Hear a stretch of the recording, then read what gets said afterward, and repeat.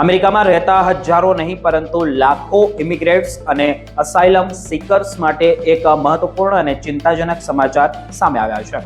US department of homeland security એટલે કે DHS દ્વારા એવા નવા નિયમોનો પ્રસ્તાવ સામે આવ્યો છે એટલે કે મૂકવામાં આવ્યો છે જે ભવિષ્યમાં ઘણા નોન સિટીઝન માટે અમેરિકામાં કાયદેસર રીતે કામ કરવું વધુને વધુ મુશ્કેલ બની શકે છે.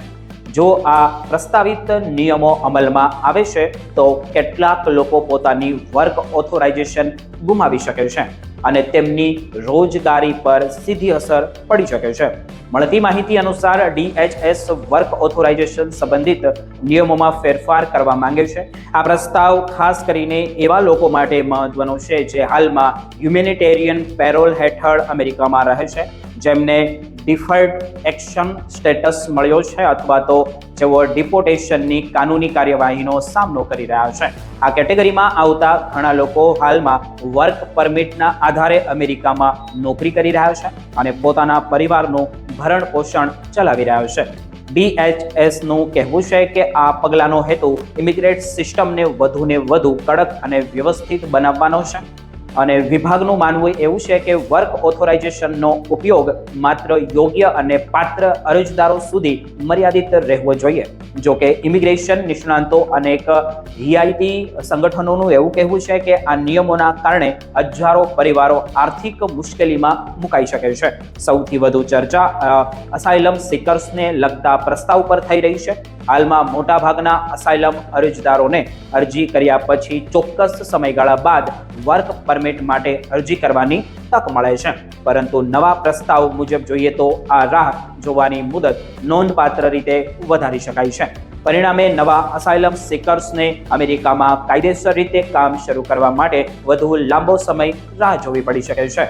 વિશ્લેષકોનું એવું માનવું છે કે જો આ ફેરફાર અમલમાં આવશે તો અનેક પરિવારો માટે રોજિંદા ખર્ચ ચલાવવા મુશ્કેલ બની શકે છે. ભાડું, આરોગ્ય ખર્ચ, બાળકોનું શિક્ષણ અને અન્ય જરૂરી ખર્ચાઓ જે હોય તે માટે નોકરી પર આધાર રાખતા લોકો માટે આ નિર્ણય મોટો ફટકો સાબિત થઈ શકે છે. બીજી તરફ કેટલાક ઉદ્યોગો જે હાલમાં ઇમિગ્રેટ્સ વર્કફોર્સ પર નિર્ભર છે ત્યાં પણ કામદારોની અછત ઊભી થઈ શકે છે. કેટલાક ઇમિગ્રેશન વકીલોનું એવું કહેવું છે કે પ્રસ્તાવિત નિયમો કાનૂની પડકારોનો સામનો કરી શકે છે. અગાઉ પણ ઇમિગ્રેશન સંબંધિત ઘણા નિયમોને ફેડરલ કોર્ટમાં પડકારવામાં આવ્યા હતા અને કેટલાક કેસોમાં સરકારને નીતિઓમાં ફેરફાર કરવા પડ્યા હતા. તેથી અંતિમ અમલ પહેલા હજુ ઘણી પ્રક્રિયા બાકી છે. અહીં એક મહત્વની વાત એ છે કે આ નિયમો હજુ માત્ર પ્રસ્તાવના તબક્કામાં છે. તેઓ હાલમાં અમલમાં આવ્યા નથી અને હાલના નિયમો જ લાગુ છે.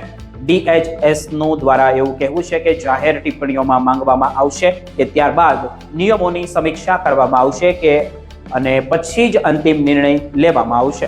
એટલે કે હાલમાં વર્ક પરમિટ ધરાવતા લોકો માટે કોઈ તાત્કાલિક ફેરફાર થયો નથી. જો કે ઇમિગ્રેશન સંબંધિત કોઈ પણ ફેરફાર લાખો લોકોના જીવનને સીધી અસર કરતો હોય છે. તેથી અમેરિકામાં રહેતા અસાઇલમ સિકર્સ, પેરોલ હોલ્ડર્સ અને અન્ય નોન સિટીઝન માટે આગામી મહિનાઓ ખૂબ જ મહત્વપૂર્ણ બની શકે છે. હવે સૌની નજર DHSના આગામી નિર્ણય પર રહેશે, કારણ કે આ નિયમોનું અંતિમ સ્વરૂપ અમેરિકામાં ઇમિગ્રેટ્સના ભવિષ્ય અને રોજગારી બંને પર અસર કરી શકે છે.